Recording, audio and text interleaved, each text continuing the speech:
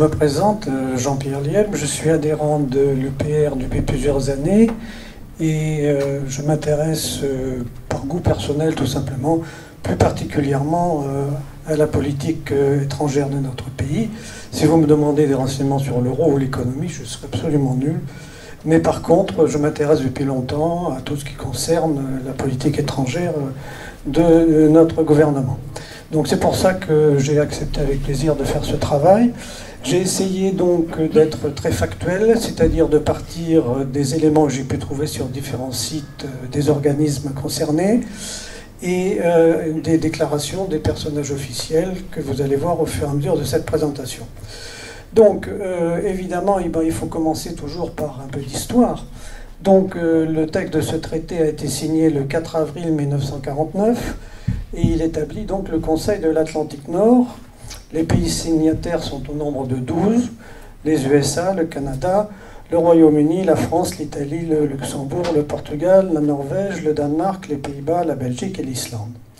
En 1950, le Conseil de l'Atlantique Nord décide la création d'une organisation militaire qui est intégrée, qui est permanente et qui constitue encore actuellement la marque distinctive de l'OTAN et lui assure des capacités militaires qu'aucune autre alliance ne possède à ce jour.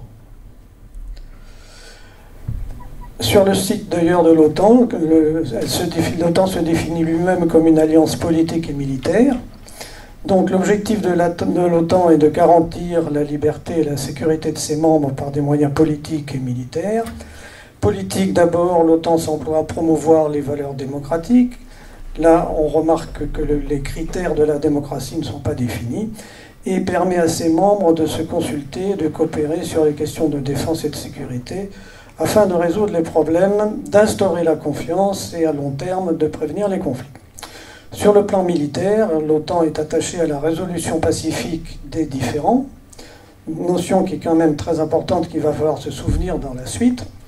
Si les efforts diplomatiques échouent, elle dispose de la puissance militaire nécessaire pour entreprendre des opérations de gestion de crise, et celles-ci sont menées en application de la clause de défense collective du traité fondateur, article 5 du traité de Washington, sur lequel on va revenir, et sous mandat de l'Organisation des États-Unis par l'OTAN seule ou en coopération avec des pays non membres ou d'autres organisations internationales. Vous voyez que les possibilités que se laisse l'Alliance à sa création sont assez larges. Bien, alors il faut évidemment parler de la charte. Je ne vais pas vous lire tous les articles de la charte, quoiqu'elle n'est pas très importante, il n'y a que 14 articles. On va s'arrêter sur les articles les plus importants. L'article 1, les parties s'engagent, ainsi qu'il est stipulé dans la Charte des Nations Unies, à régler par des moyens pacifiques tous différends internationaux dans lesquels elles pourraient être impliquées. Phrase là aussi qu'il va falloir donc bien se rappeler dans les évolutions ultérieures.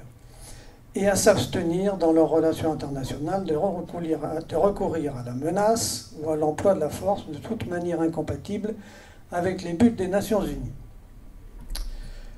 L'article 5 est un article extrêmement important parce que c'est lui qui lie tous les pays ensemble. Dans cet article 5, les parties conviennent qu'une attaque armée contre l'une ou plusieurs d'entre elles, survenant en Europe ou en Amérique du Nord, sera considérée comme une attaque dirigée contre toutes les parties. En conséquence, elles conviennent que si une telle attaque se produit, chacune d'elles, dans l'exercice du droit de légitime défense individuelle ou collective, reconnu par l'article 51 de la Charte des Nations Unies, assistera la partie ou les parties ainsi attaquées en prenant aussitôt, individuellement et d'accord avec les autres parties, telles actions qu'elle jugera nécessaires, y compris l'emploi de la force armée pour rétablir et assurer la sécurité dans la région Atlantique Nord. Rappelez-vous bien également Atlantique Nord. Dans l'article 6, cette possibilité d'intervention armée est précisée. Pour l'application de l'article 5, est considérée comme une attaque armée contre une ou plusieurs des parties, une attaque armée contre le territoire de l'une d'elles en Europe ou en Amérique du Nord, ainsi que toute autre région de l'Europe dans lesquelles les forces d'occupation de l'une des parties étaient stationnées à la date à laquelle le traité est entré en vigueur, ou se trouvant sur la mer Méditerranée, ou dans la région de l'Atlantique Nord, au nord du tropique de Cancer, au-dessus de ceux-ci. Le tropique de Cancer, pour votre information, passe à peu près au sud de l'Algérie et de la Libye. Enfin, le dernier article important, c'est l'article 13 qui permet de sortir de l'OTAN, un pays donc après que le traité aura été en vigueur pendant 20 ans, ce qui est largement le cas maintenant. Toute partie pourra mettre fin au traité en ce qui la concerne, un an après avoir avisé de sa dénonciation, le gouvernement des États-Unis d'Amérique, qui informera les gouvernements des autres parties. Bien, alors l'OTAN est une énorme machine qui a une structure extrêmement complexe.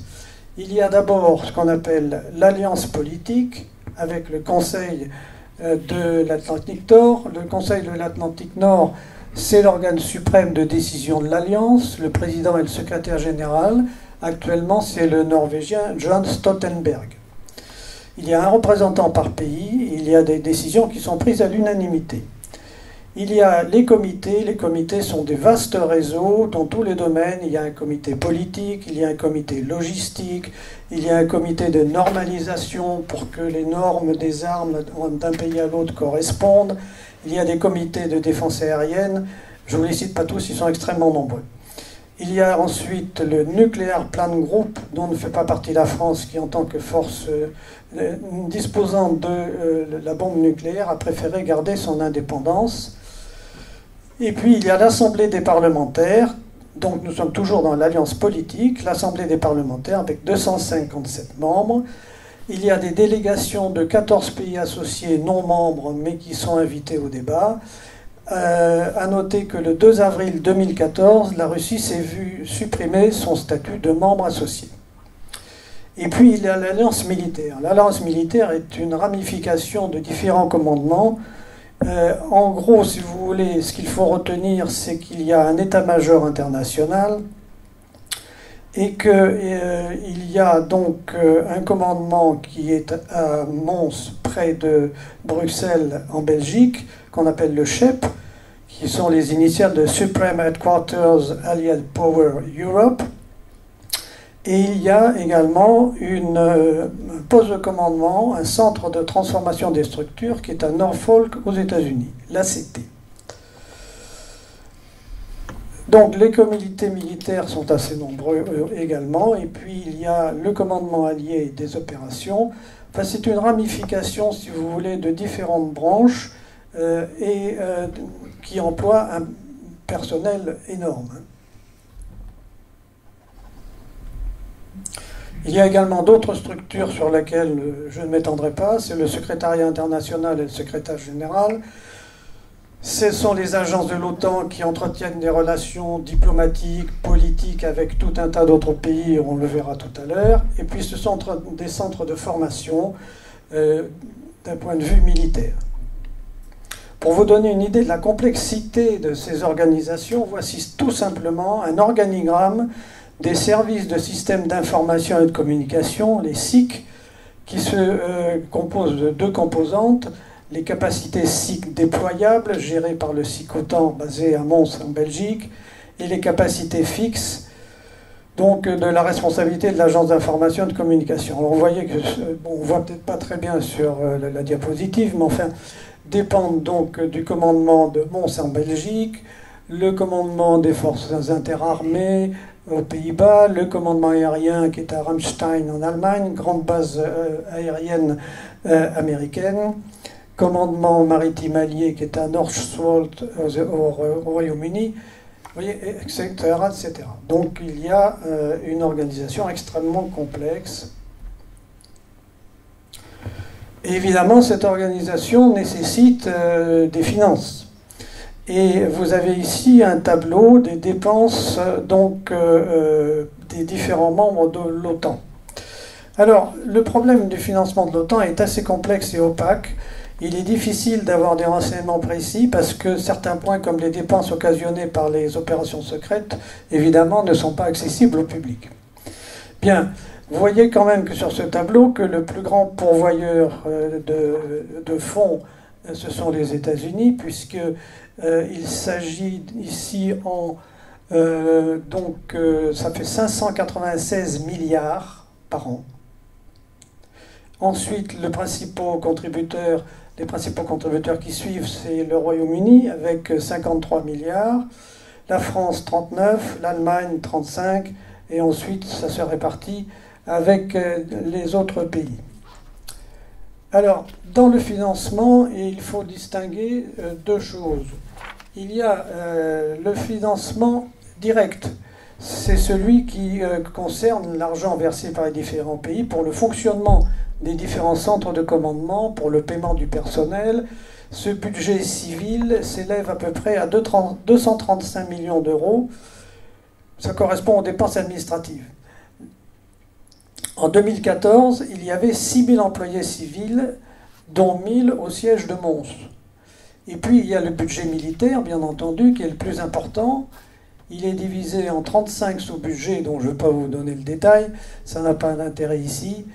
Et en 2017, eh bien, il y avait environ 1,30 milliard d'euros consacrés essentiellement à la maintenance des structures du commandement et des opérations de l'OTAN. Et puis il y a les programmes d'investissement au service de la sécurité pour le maintien de la mise en niveau des équipements militaires, les aéroports, le carburant, etc. Ça, c'est le financement direct. Et puis il y a également ce qu'on appelle le financement indirect. Car en fait, quand un pays accepte au nom de l'OTAN de lancer une opération militaire sur un théâtre de guerre, eh bien, ce pays, par exemple la France, par exemple l'Italie ou l'Espagne, quand elle envoie un bateau en mer Noire, eh bien, c'est aux frais du pays qui envoie ses forces armées. Donc, en fait, là, je vous ai parlé d'un budget qui correspond à peu près aux dépenses directes, mais il y a donc tous les financements indirects qui sont pris en charge par les pays en fonction des opérations qu'ils acceptent de faire. Alors, vous avez ici une répartition donc, sur le camembert de gauche, les dépenses en 2015. Donc, vous voyez que 73% des dépenses sont assurées par les États-Unis. Ensuite, 6% par la Grande-Bretagne, 5% par la France, 4% par l'Allemagne, et ensuite 2% par la Norvège. Voilà. Et sur la droite... L'Italie, Jean-Pierre. Pardon, l'Italie, là. D'accord. Bien, donc, sur les dépenses par habitant, on voit qu'en 2015, c'est les États-Unis qui consacrent le plus de budget, la Norvège, puis le Royaume-Uni, puis la France, le Danemark. Alors moi, je vous ai souligné un petit peu la Grèce, là, et le Canada, ainsi que la Pologne, parce que j'ai trouvé assez intéressant de constater que par tête d'habitant, la Grèce consacre plus d'argent à l'OTAN que le Canada, qui est quand même une grande puissance, ou même que la Pologne, qui réclame à corps et à cri l'aide de l'OTAN pour se protéger de la soi-disant agression russe. Alors, en fait, il y a une ligne de conduite qui est recommandée par l'OTAN, à savoir qu'il demande à chaque pays de consacrer au financement de l'OTAN 2% de son produit intérieur brut. Donc vous voyez que les États-Unis sont à 3,61, la Grèce encore une fois est de 38, Royaume-Uni de 21, Pologne 2, la France est un peu en retard, elle est actuellement à 1,8, donc elle est un peu en dessous des exigences demandées par l'OTAN. Alors, je vous ai mis ici donc une petite, disons, réflexion de Hubert Védrine, ancien ministre donc, des Affaires étrangères, qui dit qu'il nous faut nous concentrer sur les enjeux industriels sans oublier les questions stratégiques. Aujourd'hui, pour l'Europe, une des principales menaces n'est pas militaire mais économique. C'est la perte de la compétitivité par rapport aux pays émergents, mais également par rapport aux États-Unis. Ces derniers ont non seulement un budget de défense qui représente 47% des dépenses militaires mondiales, mais également une avance technologique considérable, et il y a un risque de cannibalisation des crédits de défense par les industriels américains. Il rajoutait d'ailleurs à propos de l'influence de la France depuis sa réintégration du commandement intégré dans l'OTAN, il faut avoir à l'esprit que ce n'est pas parce que la France obtient des postes de responsabilité dans l'OTAN qu'elle dispose automatiquement d'une influence accrue sur l'ensemble de l'organisation. L'influence est une notion plus complexe.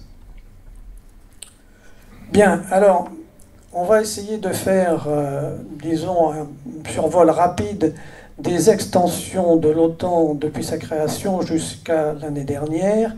Et là, je vous ai mis une petite vidéo.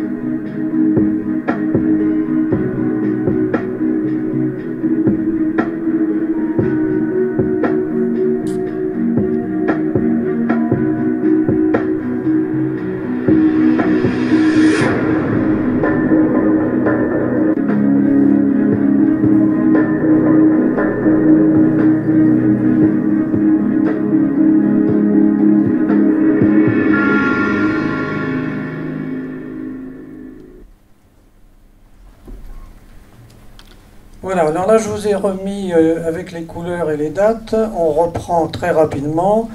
Donc les entrées en 1952 c'est la Grèce et la Turquie, en 1955 l'Allemagne, en 1982 l'Espagne, en 1990 réunification de l'Allemagne, la partie Est rejoint l'OTAN, en 1999 Pologne, République tchèque, Hongrie, en 2004, alors là en 2004 ils ont fait fort, Bulgarie, Estonie, Lettonie, Lituanie, Roumanie, Slovaquie, Slovénie.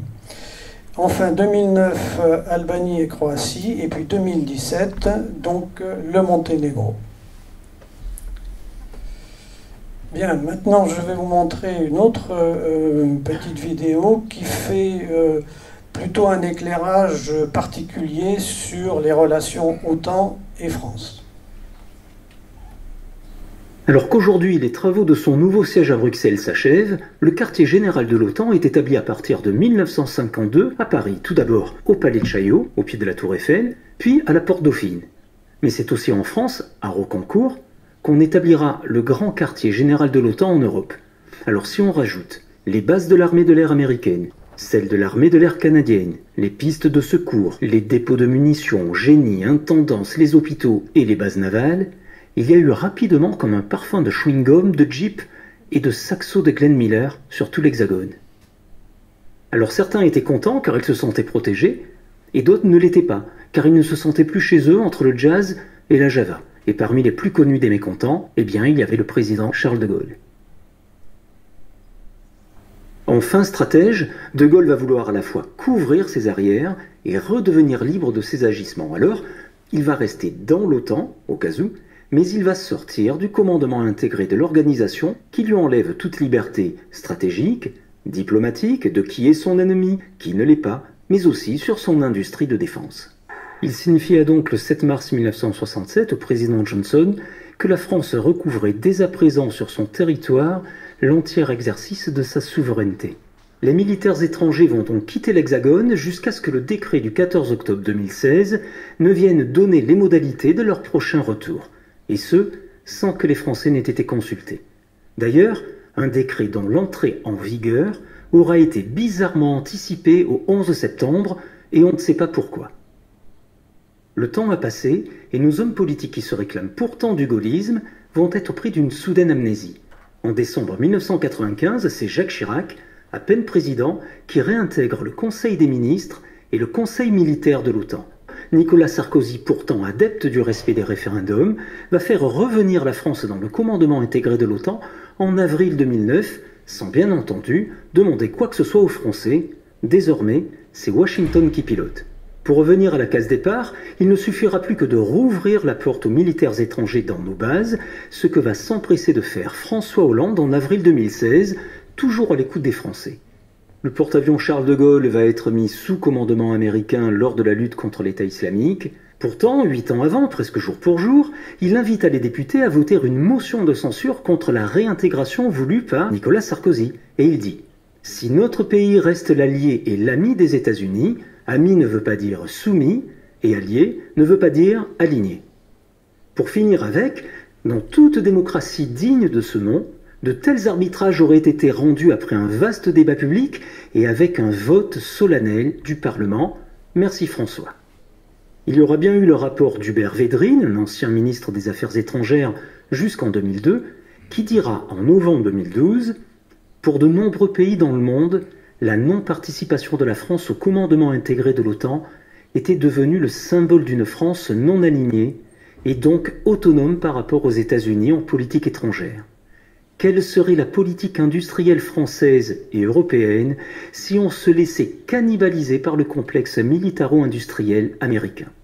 En janvier 2014, le président Hollande saisit donc le Conseil de l'Atlantique Nord d'une demande d'adhésion au protocole sur les statuts juridiques des quartiers généraux, ce signé en 1952. Laurent Fabius, son ministre des Affaires étrangères, déposera le projet de loi au Sénat 2 ans après, en procédure accélérée, et sera donc voté le 7 avril 2016 à l'Assemblée nationale. Et n'en déplaise à François Hollande, il n'y aura pas eu de vaste débat public dans une démocratie qui n'aura donc pas été digne de ce nom. Désormais, nous connaissons les statuts juridiques des quartiers généraux de l'OTAN sur notre territoire. Nous savons où ils devraient être postés, Lille, Strasbourg, Toulon et Lyon, et nous connaissons les statuts juridiques des militaires étrangers sur notre sol. Reste une question en suspens, et c'est pas une paille, quel futur pour notre dissuasion nucléaire ? Voilà, alors l'OTAN aujourd'hui, l'OTAN est composée de 29 membres, dont vous avez la liste ici par ordre alphabétique. La dernière entrée étant donc le Monténégro. Alors à noter qu'en bas, vous avez donc, tout ça je l'ai recueilli sur le site, vous pouvez le retrouver, neto.international. Être membre de l'OTAN est ouvert à tout pays européen qui se sent dans une position de poursuivre les principes du traité et de contribuer à la sécurité de la zone Atlantique Nord. Il y a également une sorte de club, Membership Action Plan, qui s'est créé pour aider les différents pays postulants à répondre aux critères d'entrée. Alors, voici une carte qui vous montre les pays de l'OTAN. Elle n'est pas tout à fait complète dans la mesure où vous apercevez juste le sud de la Norvège et vous ne voyez pas l'Islande, ni bien sûr le Canada et les États-Unis. Mais vous avez les autres pays qui sont en gris bleu. Alors, dernièrement, à l'heure actuelle, 3 candidats sont officiellement reconnus en plus du Monténégro. Je les ai entourés de noir, je ne sais pas si on voit. Donc, l'ancienne République yougoslave de Macédoine, la Bosnie-Herzégovine et la Géorgie, qui sont candidats pour rejoindre l'OTAN. Alors, je vous l'ai dit tout à l'heure, il y a des comités de relations politiques de l'OTAN avec tout un tas de pays. Vous avez toujours sur le site de l'OTAN, que vous pouvez vérifier, vous avez la liste des pays avec lesquels ils sont en communication permanente. Alors, sur la droite, vous avez First, en général, donc ça veut dire qu'ils sont en relation avec le Premier ministre, soit le Parlement, soit un membre du gouvernement, soit Statehead, c'est-à-dire le chef de l'État. Et vous voyez que les relations de l'OTAN sont vraiment très vastes, puisqu'on trouve des relations avec la République de Corée, la Mongolie, la Nouvelle-Zélande, l'Arménie. Voilà. Hein. Bien. À noter d'ailleurs qu'en Arménie, un pays qui n'est pas grand comme la Belgique, qui a, au cours de son histoire, subi de considérables réductions de son territoire. Il y a à peu près 3 millions d'habitants en Arménie et il y a donc rattaché à l'ambassade américaine donc, de Yerevan 2500 Américains. On ne sait pas ce qu'ils font là. Bon, ben ça c'est pas dans le cadre de l'OTAN, mais c'est au passage. Bien, alors voici une carte avec les bases, les contingents et les matériels. Donc ça c'est les centres de commandement. Alors je ne vous dis pas les noms, ils sont très techniques. Vous avez le MARCOM, Alliance Maritime, Alien Maritime Command, etc. Donc vous avez le MARCOM, il est en Angleterre, vous en avez un autre au Portugal, vous avez ici les différents centres, vous en avez un autre en Italie, et vous en avez un autre en Turquie. Ça, ce sont les différents centres de coordination de l'OTAN en Europe. Voici maintenant une autre carte avec les bases, les contingents, le matériel. Là, ce sont les stocks de carburant, ce sont les aéroports, ce sont les bases militaires, et vous voyez qu'elles sont réparties à peu près dans toute l'Europe. Autre carte, toujours qu'on trouve sur le même site, c'est les points chauds estimés par l'OTAN. C'est-à-dire que ce sont les points où l'OTAN estime qu'il est indispensable de maintenir des troupes en activité, en quelque sorte, enfin prêts à combattre. Ce sont les différents points. Et vous voyez d'ailleurs qu'il y a la mer Noire, il y a la Baltique, où il y a des navires de l'OTAN. Bien, quand on va donc sur le site de NATO.international, on trouve ceci. Et c'est le résumé des différentes interventions qu'a fait l'OTAN avec les différentes explications. Alors vous voyez qu'en 1993-96, en Adriatique, il y a eu un embargo sur les armes imposées à la République fédérale socialiste de Yougoslavie. Vous voyez également qu'il y a en 1999 les bombardements aériens sur la Serbie. Et quelque chose qui m'a vraiment complètement étonné, c'est que l'OTAN dit même sur ce site que cette intervention donc, au Kosovo a été réalisée sans l'accord de l'ONU. Ils le disent, c'est écrit. C'est quand même assez extraordinaire, hein. Ce qui évidemment est en contradiction avec les articles de la charte que je vous ai lus au début. Bon, il y a eu également des déploiements divers en Albanie. Et puis alors, la cerise sur le gâteau, c'est 2011, opération navale et aérienne menée par l'OTAN de mars à octobre 2011 dans le but d'entraîner la chute du régime du colonel Kadhafi. Donc vous voyez que l'OTAN vous dit clairement tout ce qu'elle fait. Alors, il est intéressant de noter par exemple qu'il y a un document très important qui est sorti en janvier, c'est le National Defense Strategy, qui a été publié par donc, le département d'État américain. Et dans la préface, il y a certaines considérations que je vous ai mis là.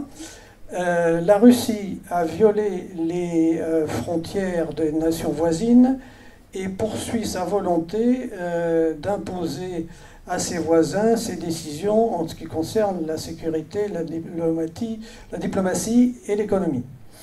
Et il y a écrit un peu plus bas, il est de plus en plus clair que la Chine et la Russie veulent modeler un monde conforme à leur modèle autoritaire. Et toujours dans ce document, on voit que, c'est pour ça que je l'ai mis, parce que c'est un rapport avec l'OTAN, eh bien, qu'il faut fortifier l'alliance de l'OTAN, qu'une Europe forte et libre, basée sur les principes de la démocratie et de la nationalité souveraine, est vitale pour la sécurité des États-Unis, our security, et que cette alliance dissuadera de l'aventurisme russe. Alors, tout ceci m'a amené, bien que ça n'ait pas un rapport direct avec la France, à considérer un petit peu les relations de l'OTAN et de la Russie, parce que, étant donné l'article 5 du traité qui forcément nous entraînerait dans un conflit si malheureusement un conflit éclatait entre l'OTAN et la Russie, c'était quand même important d'examiner un peu ce problème. Donc voici une petite vidéo qui compare les effectifs des deux parties.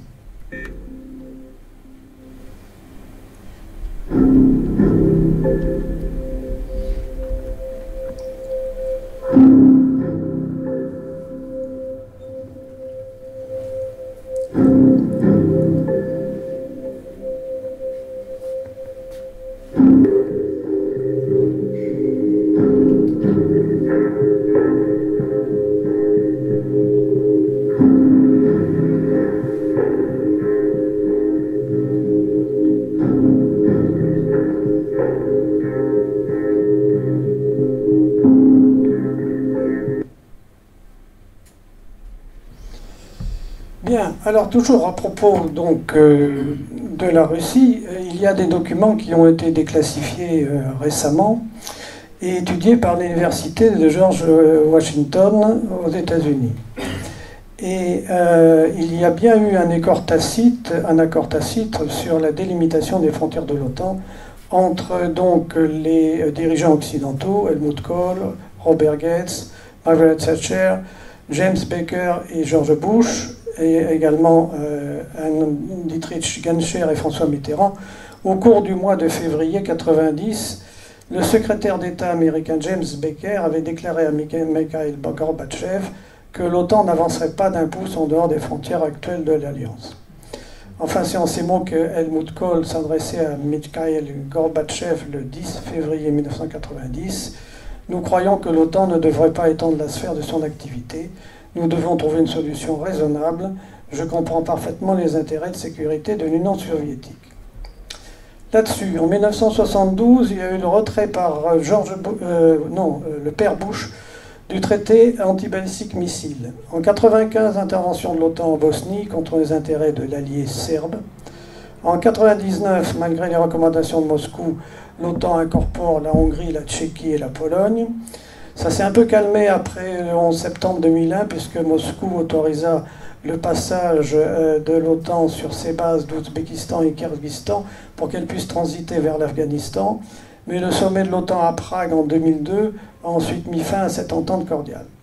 Et puis dernièrement, le déploiement récent des systèmes antimissiles américains en République tchèque et en Pologne, confirmant l'expansion de l'OTAN jusqu'aux frontières russes, acheva de dégrader les relations entre la Russie et l'Alliance. Le 12 décembre dernier, le Congrès américain a voté la loi de finances 2018 qui autorise la dépense de 200 millions de dollars quant à la réparation des anciennes structures militaires états-uniennes en Europe. Elle autorise par là même la construction de nouvelles structures militaires et une large partie en Europe de l'Est. Un document du commandement de forces des États-Unis, basé en Europe, explique que le budget 2018 s'inscrit à la suite des financements précédents de l'EDI afin de consolider la dissuasion. Voilà, donc vous avez à droite les différents investissements qui sont prévus pour les différentes bases. Vous en avez donc en Islande, en Norvège, en Estonie, en Lituanie, en Slovaquie, etc. Alors, toujours pour rester sur des choses factuelles, je me suis attardé un petit peu sur certaines déclarations. En janvier 2018, l'ex-secrétaire américain de la Défense, Ashton Carter, a déclaré à Davos que l'OTAN devait mettre au point un plan d'action dans l'hypothèse d'un conflit avec la Russie. Je pense qu'il est nécessaire que nous et les collègues de l'OTAN mettions au point un plan d'action militaire contre la Russie.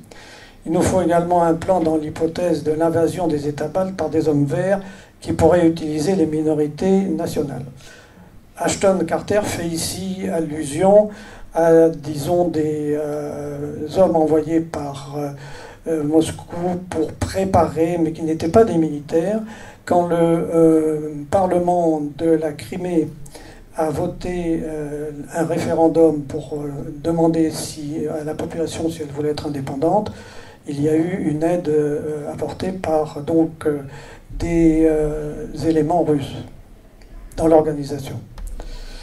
Dans le journal du Monde, le 15 février 2018, les ministres de la Défense de l'OTAN doivent s'entendre mercredi 14 et jeudi 15 février à Bruxelles sur les grandes lignes de nouvelle refonte des structures de commandement de l'Alliance Atlantique. Elle vise à rendre l'Alliance plus efficace en cas de crise de haute intensité. En clair, mieux dissuader et répondre aux nouvelles menaces venant de certains États, au premier rang desquels la Russie. Donc, toujours dans le cadre des mouvements de l'OTAN, eh bien, on constate que le 14 février 2018, cette année, le navire britannique Entreprise a pris part à 21 jours d'exercice dans la mer Noire pour renforcer la capacité de l'OTAN à protéger la souveraineté nationale par la défense collective. Mike Outlev, représentant de la Royal Navy, a déclaré « Il est essentiel que l'OTAN et ses pays alliés travaillent ensemble pour assurer une présence maritime forte dans les eaux internationales de la mer Noire. » Et le 2 mai, donc tout récemment, il y a 8 jours, un nouveau groupe naval est entré dans la mer Noire. Ce groupe, qui est actuellement localisé près des frontières russes, comprend des frégates de force navale d'Espagne, de Turquie et d'Allemagne, le vaisseau amiral et le destroyer lanceur de missiles britannique HMS Duncan. Et enfin, pour terminer ce survol des activités de l'OTAN vis-à-vis de la Russie, eh bien, vous allez voir que la première division blindée du Texas donc, va se déployer en Europe. Voilà. Et voici donc ce que j'ai trouvé sur le site donc, de la...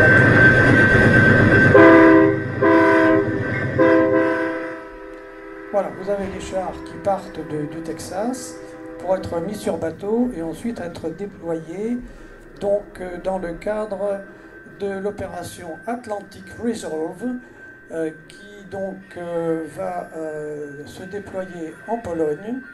Il y a 90 chars Abrams, 140 véhicules de transport de troupes et de combat d'infanterie Bradley et 18 canons automoteurs. Voilà. Donc, force est de constater que tout ce déploiement d'armada va créer évidemment donc une source de tension avec la Russie. L'extension de l'OTAN à l'est de l'Europe est manifestement, je ne parle pas de la Syrie, mais manifestement une source de tension avec la Russie. Alors revenons donc maintenant à l'OTAN et l'Union européenne. Les mots OTAN et Alliance Atlantique sont apparus dans les traités européens à partir du traité de Maastricht créant l'Union européenne. Donc depuis lors, l'OTAN et l'Alliance Atlantique ont été expressément mentionnés dans tous les traités régissant donc les institutions européennes.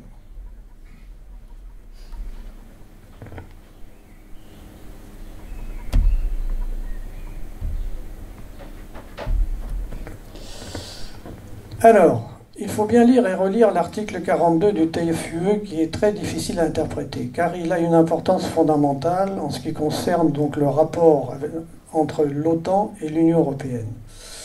Premier principe, l'Union européenne doit se doter à terme d'une seule et même politique de défense, la PSED, politique de sécurité et de défense commune de l'Union européenne. Deuxième principe, l'Union européenne doit mettre sur pied une armée européenne commune. Troisième principe, l'Union européenne peut se livrer à des opérations de police internationale définies par l'OTAN, même sans mandat de l'ONU, puisque les missions de l'Union européenne ont vocation à s'étendre en dehors de l'Union européenne et cela afin d'assurer le maintien de la paix, la prévention des conflits et le renforcement de la sécurité internationale.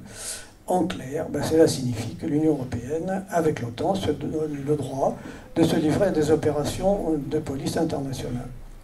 Donc en fait, l'article 42 du TUE ouvre la voie à des opérations de police internationale réalisées dans le cadre de l'UE et de l'OTAN, mais pas forcément avec le mandat de l'ONU, et en particulier du Conseil de sécurité. Quatrième principe, les obligations de l'OTAN s'imposent à l'Union européenne. Il est en effet précisé que la PSED doit respecter les obligations de l'OTAN. D'ailleurs, tous les nouveaux pays de l'Est ayant adhéré à l'Union européenne en 2005 ont été obligés, à la demande des États-Unis, d'adhérer d'abord à l'OTAN avant d'adhérer à l'Union européenne. Toujours dans le cadre de l'OTAN et de l'Union européenne, en novembre, le secrétaire général Jens Stoltenberg, dont je vous parlais tout à l'heure, a demandé à tous les gouvernements européens de veiller à ce que les infrastructures routières, les ponts et les voies ferrées soient aménagées de façon solide pour supporter les plus massifs de nos véhicules, c'est-à-dire les chars, et que les réseaux ferroviaires pour le transport rapide des blindés et matériaux lourds soient bien équipés. Donc l'OTAN continue d'augmenter ses capacités militaires en Europe et a rouvert ses sites de stockage qu'ils avaient pendant la guerre froide. Le premier d'entre eux se trouve aux Pays-Bas, où Washington doit déployer 1600 chars. Un total de 1600 véhicules doit être stocké dans un complexe de 6 dépôts dans la ville d'Egelschouwen, à la frontière belge et allemande. À l'issue d'une réunion de travail au siège de l'Alliance Atlantique à Bruxelles, il est intéressant de noter, je ne sais pas si vous vous souvenez, mais notre président Macron, en décembre, avait demandé à l'Europe de créer une force militaire européenne. Donc il voulait pousser un peu les feux pour la création de la PESD. Et en fait, les Américains ont répondu par donc le secrétaire à la Défense Jim Mattis, qui, le 15 février 2018, a répondu tout simplement: il y a un accord clair pour inclure dans le document de l'Union européenne que la défense commune est une mission pour l'OTAN, et pour l'OTAN seule. Donc là, il a été bien cadré. Et le secrétaire général de l'OTAN, le norvégien Jens Stoltenberg, avait d'ailleurs auparavant signalé que l'Union européenne ne devait pas se fermer au marché de défense et aux industriels américains.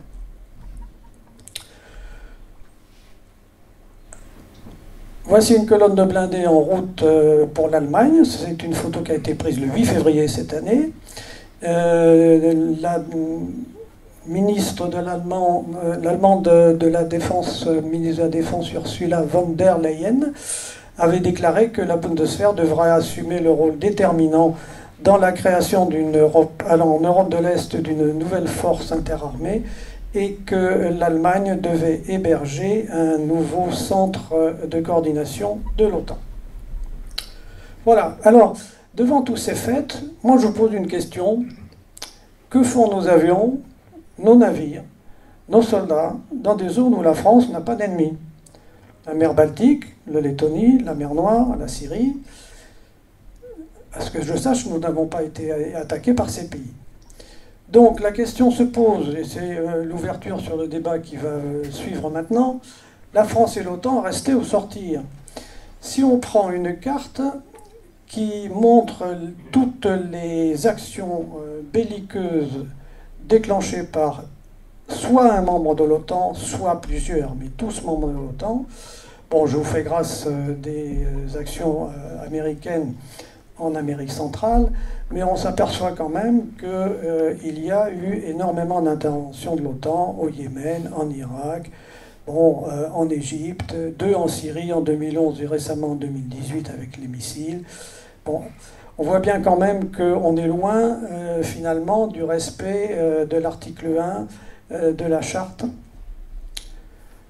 Alors, une information avant de terminer intéressante. L'armée française a renforcé sa coopération avec l'organisation terroriste YPG-PPK. Alors, le PKK, c'est est considéré comme des terroristes par Damas. Ce sont en fait des forces kurdes qui luttent pour obtenir donc l'indépendance du nord de la Syrie, du Kurdistan. Le YPG étant l'émanation militaire.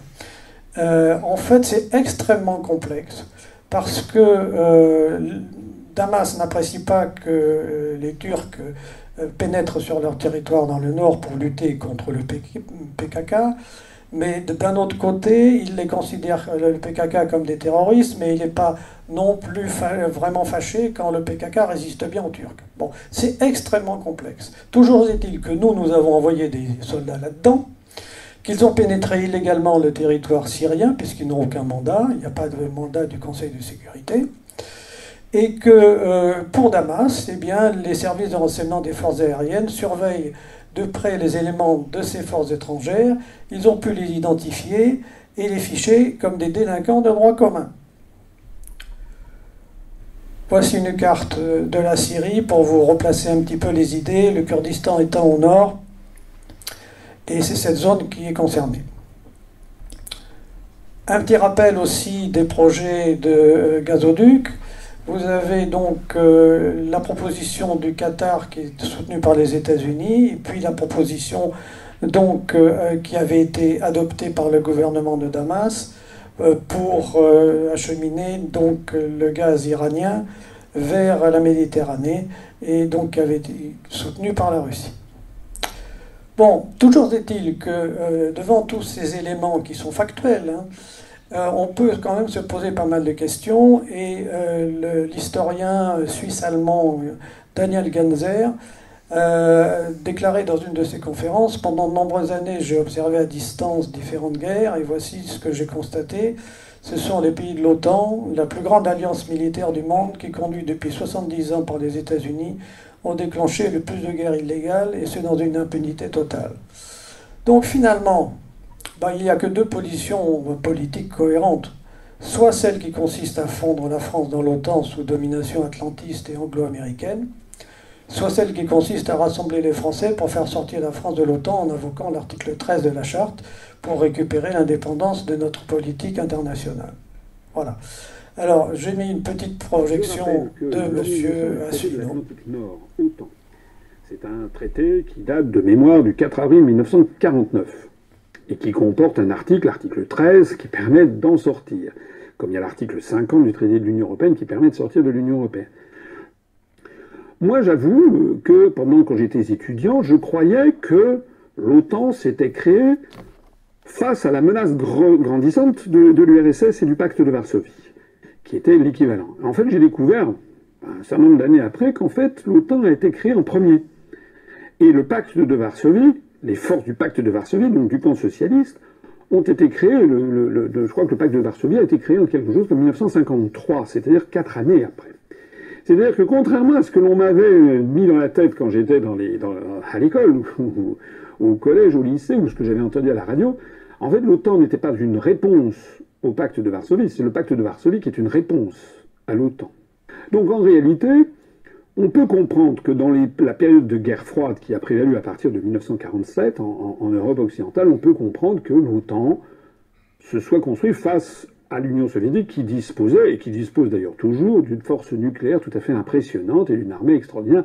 C'est quand même les soviétiques qui ont écrasé l'Allemagne hitlérienne, ce ne sont pas les Américains. Alors depuis lors, bien des choses ont coulé sous les ponts. Et l'essentiel, c'est quand même qu'à partir de 1989, chute du mur de Berlin, 1991, chute de l'Union soviétique, et 1900, de mémoire, ça doit être 93 ou quelque chose comme ça, dissolution du pacte de Varsovie. C'est-à-dire qu'il n'y a plus le pacte de Varsovie.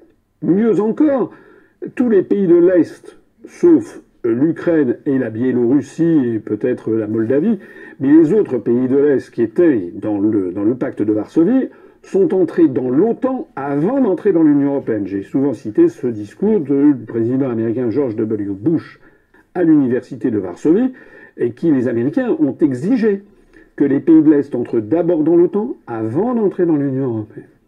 De la sorte que l'OTAN maintenant n'est plus un pacte visant à répondre à la menace du pacte de Varsovie, c'est désormais une posture offensive. Et c'est la raison pour laquelle nous devons sortir de l'OTAN, et non pas seulement du commandement militaire intégré de l'OTAN. J'ai vu que ici ou là, je crois que M. Dupont-Aignan, par exemple, M. Philippot aussi, ne veulent pas sortir de l'OTAN. Eux, ils disent simplement sortir du commandement militaire intégré, donc rester dans l'OTAN. Eh bien, moi, je dis que, comme l'avait dit Charles de Gaulle à Alain Peyrefitte, il n'y a plus de raison objective de rester dans l'OTAN, puisque désormais, il n'y a plus de péril soviétique. Je suis désolé, ma lecture des événements, ce n'est pas vrai que la Russie a une posture offensive. Il suffit de regarder quelles sont les bases militaires de l'OTAN qui encerclent la Russie et la Chine. On ne voit pas de base militaire russe qui encercle les États-Unis, ou de base militaire chinoise qui encercle les États-Unis. Ça n'est pas vrai. Il faut appeler un chat un chat. Il faut donc que la France sorte de cette alliance militaire d'un autre âge et qu'elle promeuve la paix.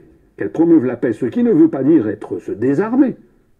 Ce qui veut dire, il faut maintenir l'adage romain, si vis pacem para bellum, si tu veux la paix, prépare la guerre. En aucun cas, vous ne verrez de ma bouche quelqu'un de rêveur qui dirait, voilà, il faut faire du désarmement unilatéral, etc. Ça serait la pire des choses à faire. Il faut au contraire conserver cette indépendance militaire et stratégique que nous avait donnée Charles de Gaulle, qui est un élément absolument fondamental. Or, actuellement, notre maintien dans l'OTAN fait que, sous la pression des réductions budgétaires constantes de l'Union européenne et de notre appartenance à l'euro, nous sommes obligés de plus en plus de faire des programmes communs d'armement, et sous couvert de ces programmes communs d'armement, nous sommes maintenant obligés par l'OTAN à participer à des programmes où on a un morceau d'aile d'un chasseur ou des trains d'atterrissage, je ne sais pas quoi, c'est-à-dire que progressivement, si nous continuons comme ça, la France deviendra dépendante pour son armement aérien, armement naval, chars, etc., dépendra de programmes multinationaux où nous ne serons plus maîtres de notre destinée. C'est la raison pour laquelle je pense que nous devons en effet sortir de l'OTAN. Voilà, il faut sortir de l'OTAN parce que l'OTAN, c'est la face militaire de la même médaille d'asservissement à l'oligarchie financière et industrielle qui a mis la main sur le monde occidental. C'est la même médaille d'asservissement que l'Union européenne. L'Union européenne, c'est la face civile. L'OTAN, c'est la face militaire.